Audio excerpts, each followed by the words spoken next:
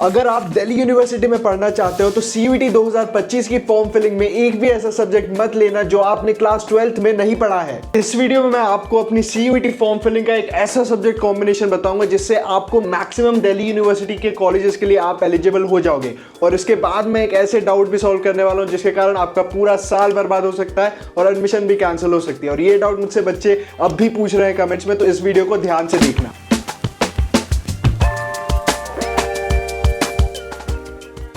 CUET exam के domains mostly based है आपकी सीबीएसई एग्जामिनेशन के ऊपर, इसलिए अगर आप कोई और बोर्ड से हो या आपने कोई एक्स्ट्रा सब्जेक्ट लिया है तो आपको वो सब्जेक्ट नहीं मिल रहा होगा अपनी डोमेन्स में, तो इसकी आपको चिंता नहीं करनी है। अगर आपने कोई सब्जेक्ट क्लास 12th में पढ़ा है जैसे बायोकेमिस्ट्री, तो उसकी जगह आप ले सकते हो बायोलॉजी।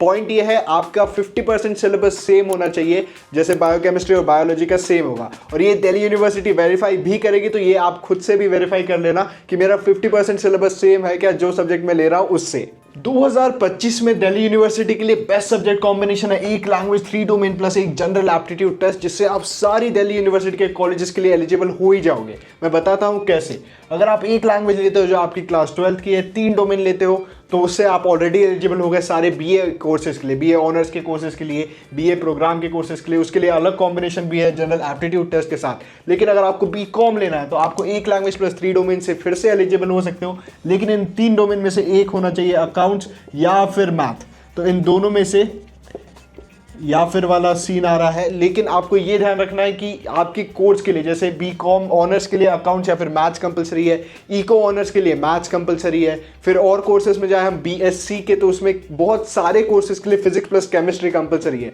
किन्हीं किन्हीं के लिए बायोलॉजी कंपलसरी है। तो डोमेन आपको अपने कोर्स के अकॉर्डिंग लेना है, लेकिन 1 लैंग्वेज और 3 डोमेन रखना बहुत सेफ ऑप्शन रहता है। और एक जनरल एप्टीट्यूड टेस्ट इसलिए सारा यूट्यूब रेकमेंड करेगा क्योंकि एक आपका सब्जेक्ट वीक होगा क्लास 12th में सबसे ज़्यादा, और एक जनरल एप्टीट्यूड टेस्ट उसकी जगह देने से आपके इतने सारे ऑप्शंस खुल जाते हैं, जैसे बीटेक के लिए ऑप्शन खुल जाता है और बाकी बहुत सारे ऐसे कोर्सेज के ऑप्शंस खुल जाते हैं। तो जनरल एप्टीट्यूड टेस्ट रेकमेंड करूंगा आप दो। एक लैंग्वेज प्लस 3 डोमेन से आप ऑलमोस्ट सारे कॉलेजेस दिल्ली यूनिवर्सिटी के लिए एलिजिबल हो जाओगे इस कॉम्बिनेशन से। और ये सिर्फ दिल्ली विश्वविद्यालय के नहीं, बाकी सारी यूनिवर्सिटीज़ में भी यही सबसे ज़्यादा अच्छा कोर्स सब्जेक्ट कॉम्बिनेशन रहेगा।